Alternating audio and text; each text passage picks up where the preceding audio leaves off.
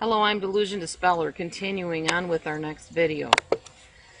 Now here is what could happen as far as how a narcissist might treat you after the end of the relationship with them. Number one, the narcissist might totally shun you completely, acting like you never existed. Stop calling you, writing to you, contacting you. They might walk on the other side of the road and act like they don't see you there. They may have promised you that eventually you will get together again, you will be in a relationship again, but that the timing is just wrong right now. I remember Anita, when she was still coming back for a while, she would act similar to how she used to act when we were close, acting like she'd talk to me again soon, and sometimes even saying that she would.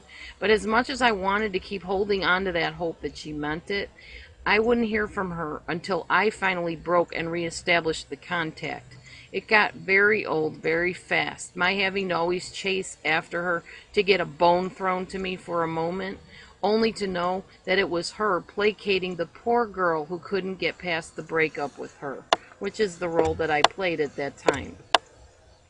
The other thing they might do when the relationship seems to end is rub your nose in the fact that a new supply person has been found who is so much better suited to them than you ever could have been, and that it wasn't your fault, but that they are now truly happy with this new person in their life. And if you had introduced them by chance to that new person, and I'm not saying you have, because sometimes narcissists find their supply people on their own, other times you may have introduced them to a friend of yours that they pick up with. If in that case that you had introduced them, they will make sure to throw in there that you were so right. I am so much better suited for this person than I ever was with you. As if that's not supposed to break your heart and just jab you. It's painful. And they don't care that it's painful. They just do what they do because they are what they are. Okay, Anita was doing that to me.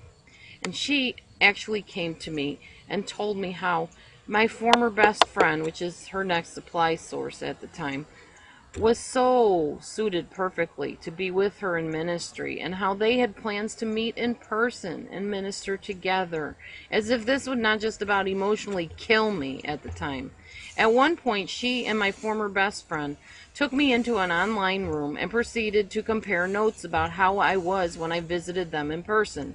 Now, I need to let you know that I had agreed to this meeting because I wanted so badly for Anita to accept me and realize I had a really good heart and I was a good person.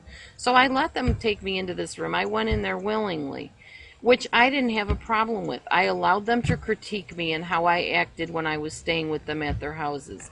However, what I did not agree to them telling me was that I had all kinds of things wrong with me that they couldn't fix.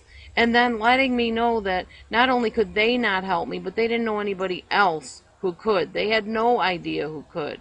I remember them telling me, this is like, I remember telling them, I'm sorry, that this is like you opened me up and did surgery on me and then left me on the table wide open to bleed to death while you walked away.